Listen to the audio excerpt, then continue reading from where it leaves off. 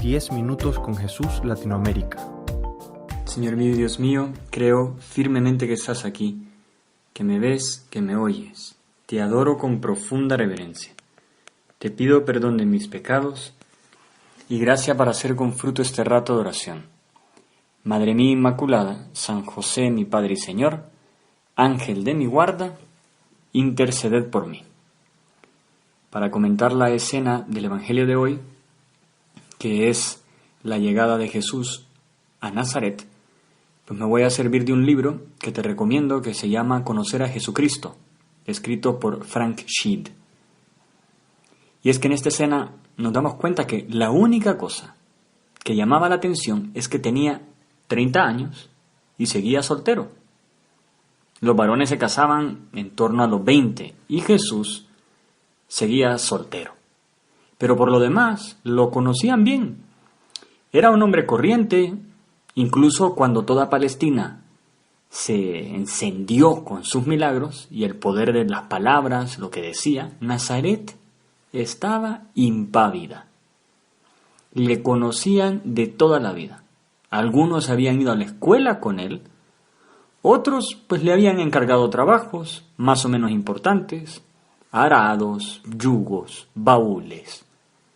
Y su reacción ante la fama del carpintero era: ¿cómo? ¿Él? Y seguro que uno podría ver sonrisas escépticas, que al final acabaron en indignación y rabia cuando habló en la sinagoga, que es la escena de hoy. Y bueno, imaginémonos al fontanero de nuestro barrio, que de repente se convierte en predicador y taumaturgo. Y después que uno lo ha conocido durante años y lo ha visto desatrancando la pila de fregar o soldando una cañería, pues seguro que no seríamos los primeros en creer en sus poderes. Pues bueno, lo mismo ocurrió en Nazaret. Eran incapaces de tomarse en serio lo que les contaban de él. Podía engañar a otros, pero a ellos no. Y el Evangelio de hoy nos pone Jesús en este contraste de tu naturalidad, de tu normalidad, de tu ser auténticamente hombre, humano, y tu divinidad, que eres el Mesías. San Juan, en un pasaje de su Evangelio, dice que ni siquiera sus hermanos creían en él.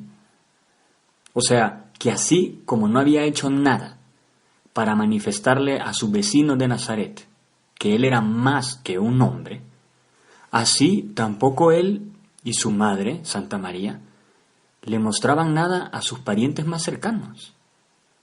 Cuando Jesús dice que un profeta es honrado en todas partes, menos en su patria y entre sus parientes y en su familia, seguro que estaría pensando en lo que el Evangelio llama sus hermanos y sus hermanas. Para ellos y para sus vecinos era tan solo el carpintero. Sí, terminarían creyendo en él, o sea, algunos de ellos sufrirían martirio por su causa, pero ¿cómo les costó? Que no me cueste, Jesús, creer en ti, que no me cueste. Dame fe, pero auténtica fe, no la teoría de saber cosas, la práctica de creer en ti.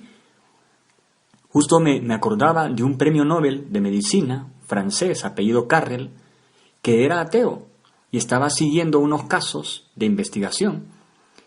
Y uno de los casos que tenía, que era muy complicado, de repente la muchacha, con una peritonitis tuberculosa, decidió hacer un viaje a Lourdes para pedirle la curación a la Virgen. Y él dijo: si esta muchacha se cura, me hago fraile o me vuelvo loco. Pero se fue con ella y con el grupo de enfermos a Lourdes, porque él quería seguir investigando. Y esta chica quedó curada instantáneamente en su misma presencia. Esto sucedió en 1903. Y claro, Carrel ni se hizo fraile, ni se volvió loco. Es más, tardó 40 años todavía en convertirse.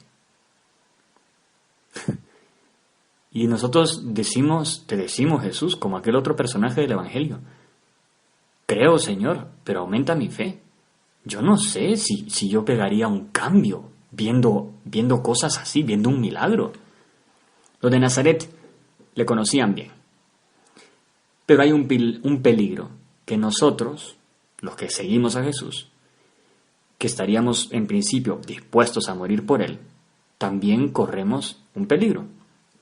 Y es que los de Nazaret creían conocerle bien, pero solo eran capaces de verle como hombre. Y nosotros le conocemos como Dios. Y nos estamos acostumbrando a eso. Y por eso podemos decir, Jesús es Dios sin sentir que el corazón nos late más deprisa, sin emocionarnos. Igual que ellos decían, Jesús es carpintero, y se quedaban tan tranquilos. Vale la pena detenerse de vez en cuando y reflexionar, meditar intensamente sobre el misterio que las frases del Evangelio, del credo, nos transmiten para que resuenen en nuestro corazón y en nuestra mente con toda su grandeza. Es cierto, no vamos a estar siempre con el corazón acelerado, pero si nunca se acelera, tal vez es que nos falta vida de fe. Y esto entra en juego cada vez que leemos el Evangelio, cada vez que meditamos sus escenas, como hoy. Necesitamos fe, porque aceptémoslo. A veces parece que somos de Nazaret. Y Jesús, yo, por lo del Evangelio de hoy, no quiero ser de Nazaret. Tú les dices, les aseguro que ningún profeta es bien mirado en su tierra. Habían llegado muchas noticias a Nazaret. Todos hablaban de sus milagros en otras ciudades, y tal vez los que estaban ahí querían verle hacer un milagro en medio de ellos, como si fuera una especie de bufón, un saltimbanqui.